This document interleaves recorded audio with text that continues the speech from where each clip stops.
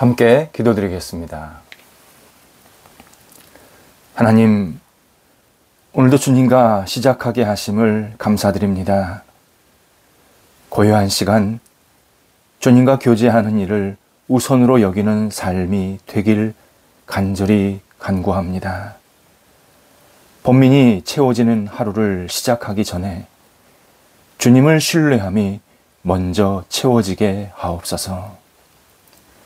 열기가 가득한 하루의 일과를 시작하기 전 예수님의 열정을 품게 하옵소서. 시끄러운 세상의 소리를 듣기 전 주님께서 말씀하시는 진리의 음성을 듣게 하옵소서. 사람들의 비판 소리를 듣기 전 주님께서 주시는 사랑의 고백을 분명하게 듣고 일어서게 하옵소서. 평강의 주님께서 저희 영혼을 평안에 이르게 오늘도 붙잡아 주옵소서. 은혜로우신 주님께서 저희 시간을 복으로 의미로 가득 채워지게 함께 하옵소서. 온 세상의 주인이신 주님께서 저희를 사용하셔서 주님의 나라를 위해 거룩하게 오늘도 쓰임받도록 인도하여 주옵소서. 병상에 계신 사랑하는 성도들을 붙잡아 주옵소서. 원치 않는 아픔 때문에 계속 치료받으시고 진찰받으시고 약물이 투여되고 또 재활하시고 또 앞으로 어떻게 치료 과정을 가져야 할지 계속 논의 중에 있습니다.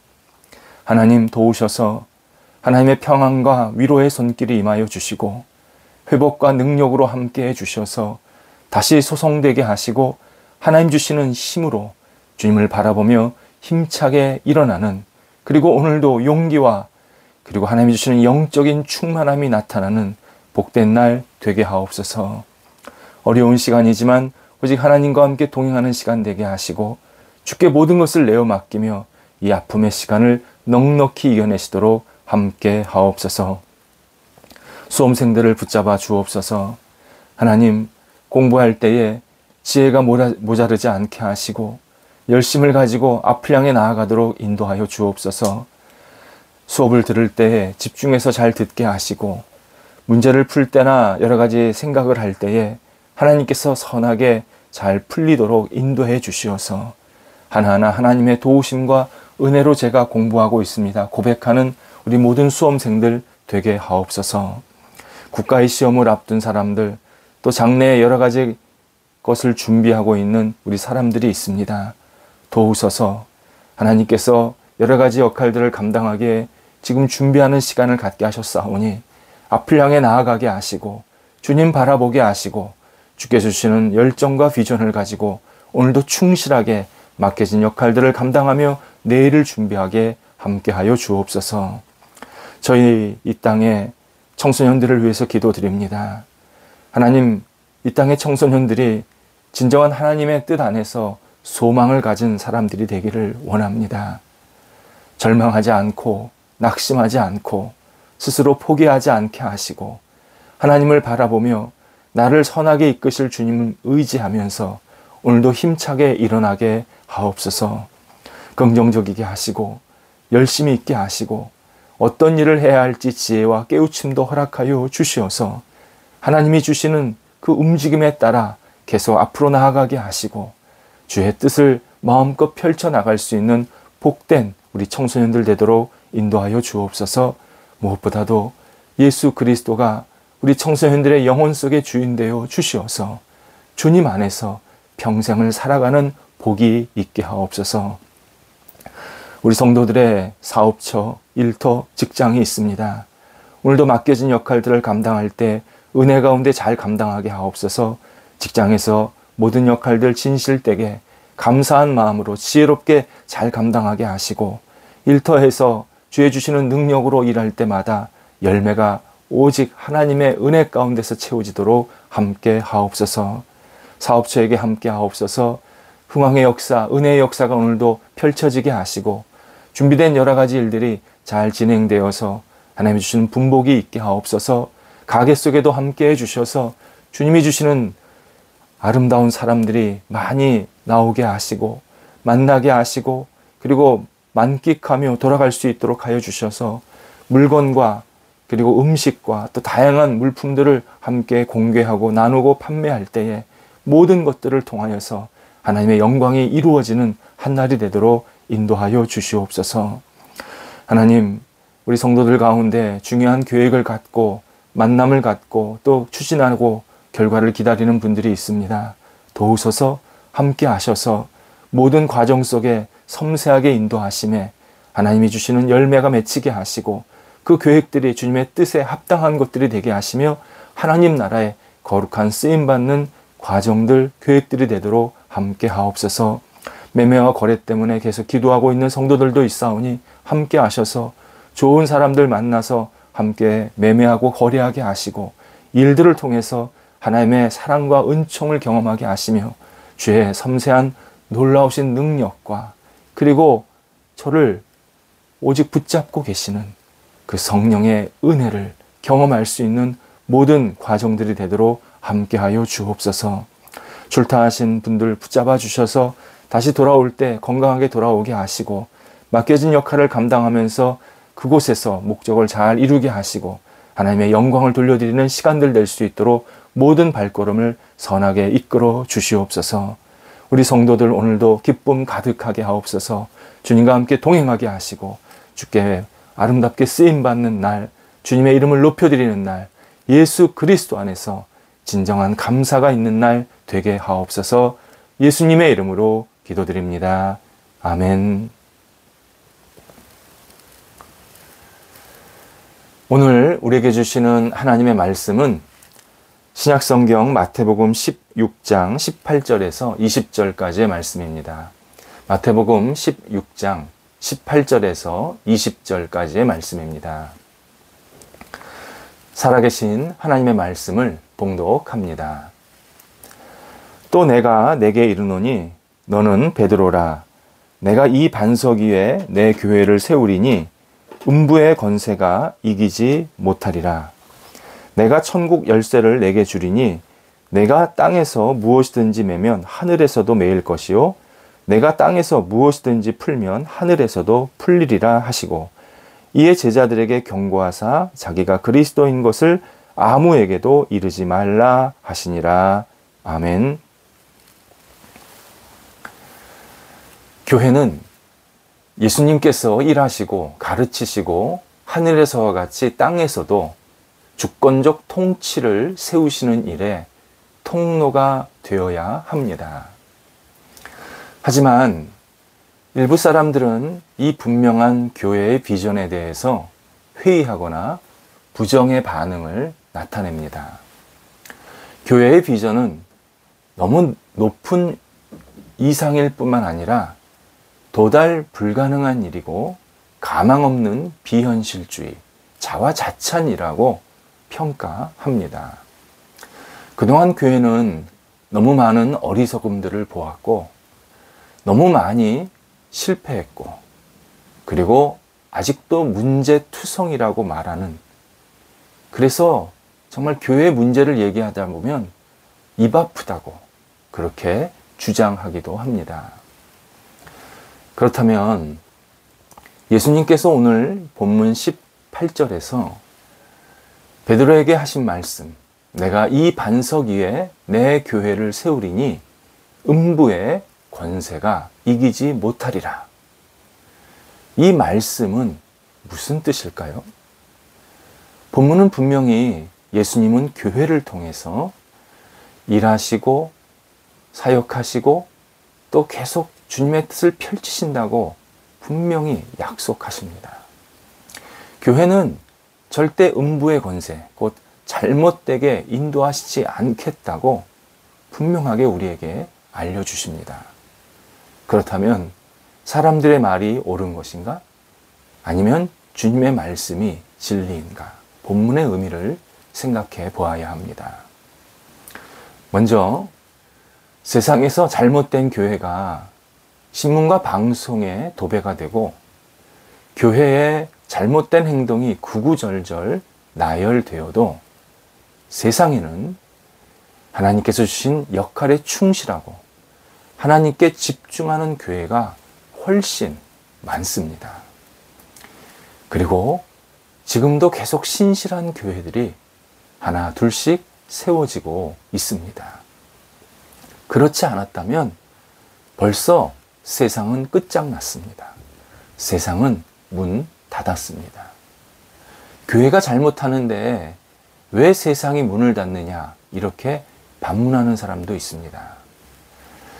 하나님의 말씀이 우리가 계속 확인할 수 있듯이, 그리고 그 역사 속에서 그 하나님의 말씀을 어떻게 신앙인들이 이루었는지 우리가 계속 나누었듯이, 교회가 없었다면, 그리고 교회 안에서 신앙생활하는 신앙인이 없었다면 세상은 지금까지 이렇게 유지되고 발전되고 풍성해지지 못했습니다. 역할을 잘하는 교회가 너무 많았기에 사람들의 눈에 띄지 않았을 뿐입니다. 마치 금이 길바닥에 깔려 있으면 뭐가 금인지 뭐가 돌인지를 구분을 못합니다. 그냥 금 밟고 지나갈 뿐입니다. 그동안 교회는 너무나도 중요한 역할, 다양한 역할을 잘 했기 때문에 사람들이 그 교회의 존재에 대해서, 교회의 역할에 대해서 무감각하게 받아들일 때가 너무 많습니다.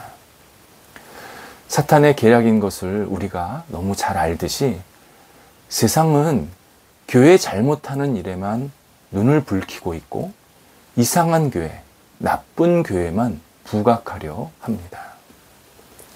이런 균형 잃은 관점 때문에 외부인들, 또 비신앙인들은 교회가 파벌 싸움이나 일삼고 사소한 일로 다투고 충돌하다가 결국 없어질 것이라는 그런 단정을, 그런 비웃음을 지난 2000년 동안 계속 해왔습니다.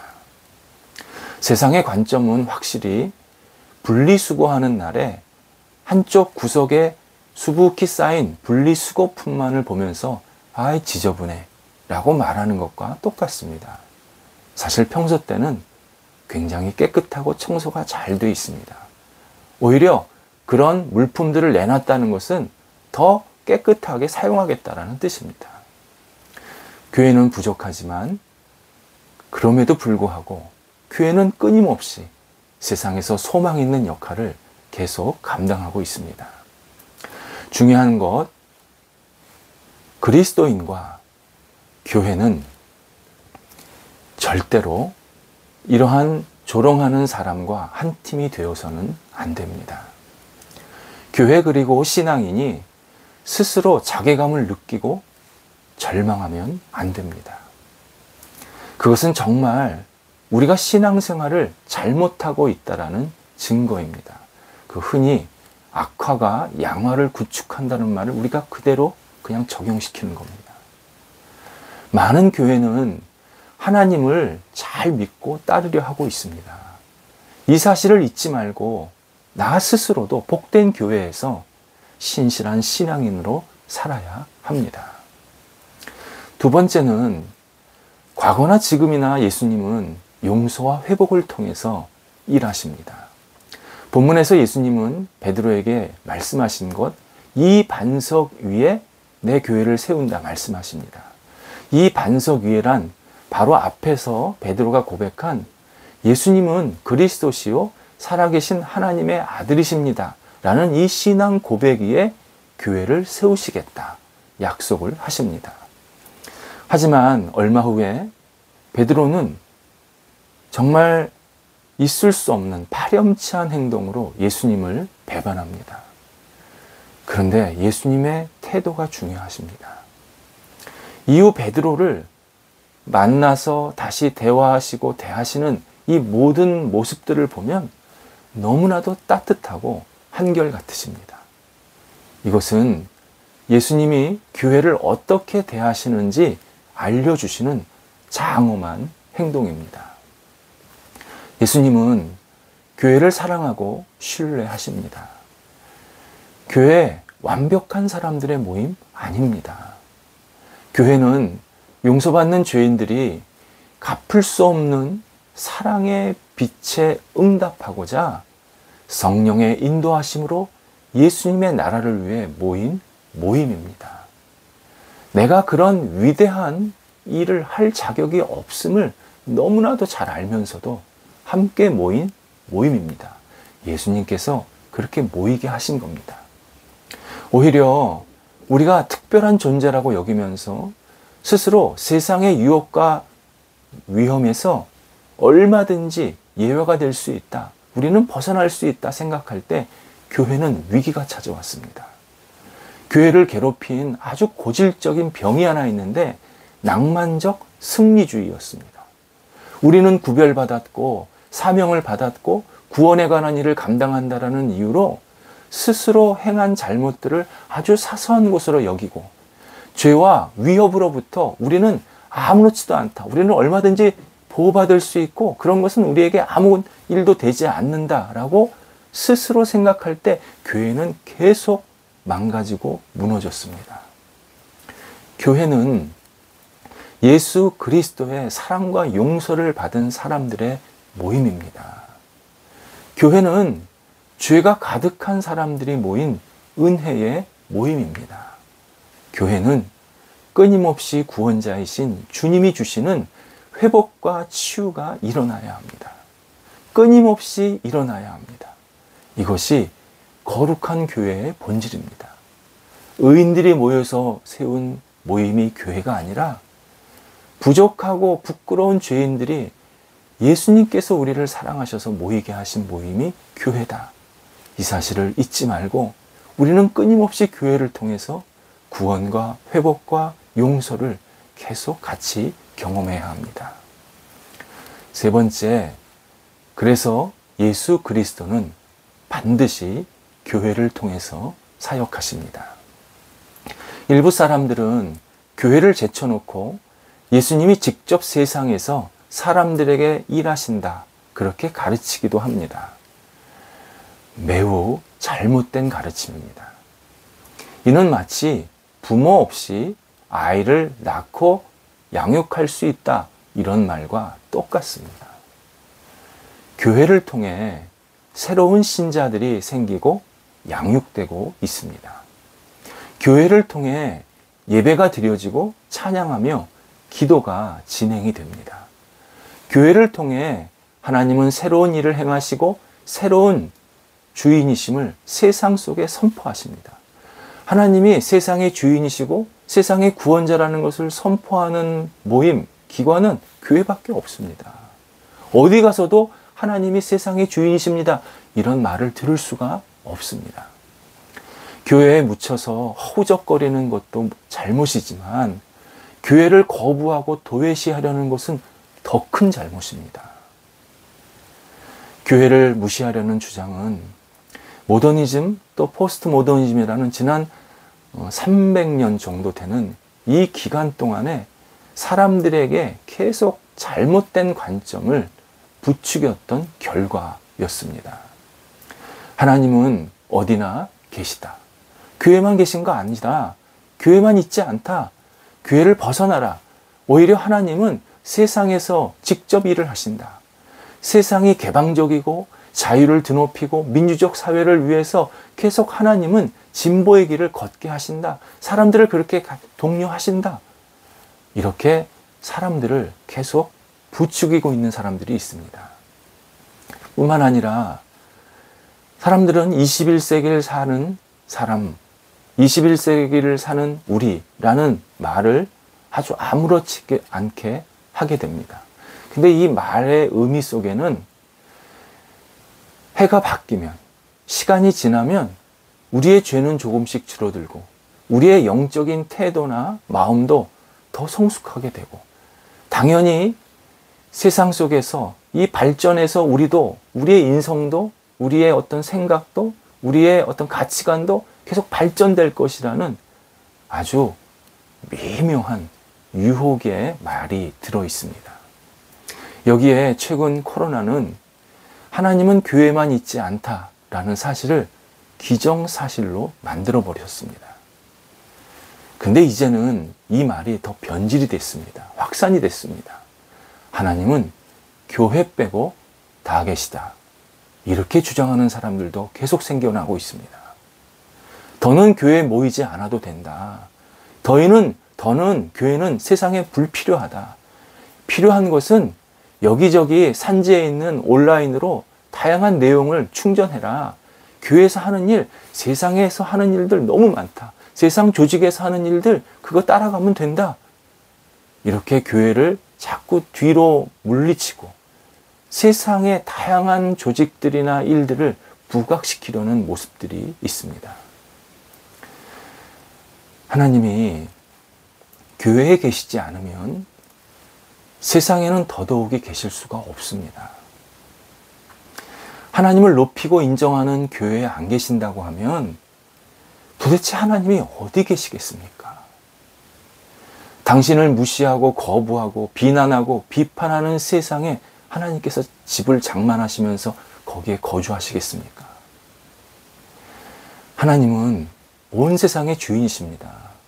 하나님은 교회만 있는 것은 분명히 아닙니다. 다만 하나님이 온 세상의 주인이심을 당당하게 드러내시는 통로는 교회입니다. 교회를 통해 당신의 이름을 높여주시고 영광을 받으시고 교회를 통해서 세상을 변화시키고 계십니다.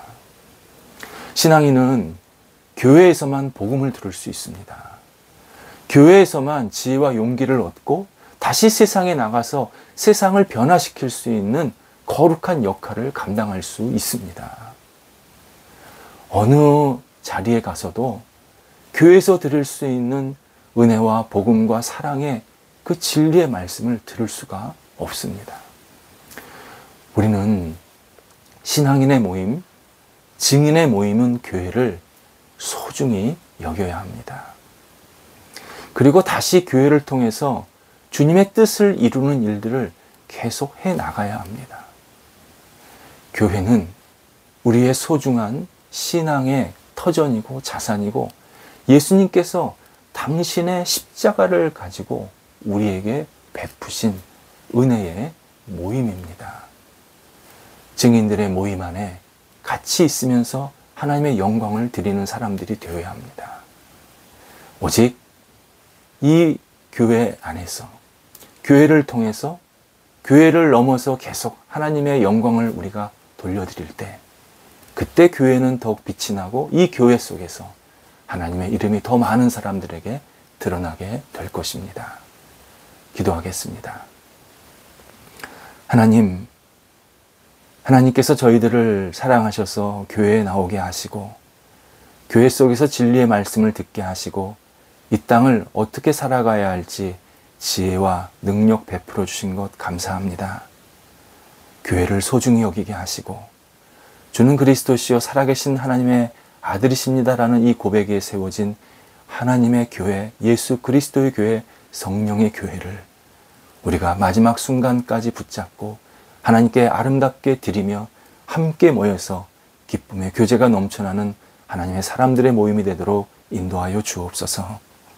신앙의 선조들이 교회를 통해서 하나님의 이름을 높여드렸듯이 저희도 교회를 통해서 하나님의 영광을 위해서 마음껏 쓰임받도록 인도하여 주시옵소서. 예수님의 이름으로 기도드립니다. 아멘.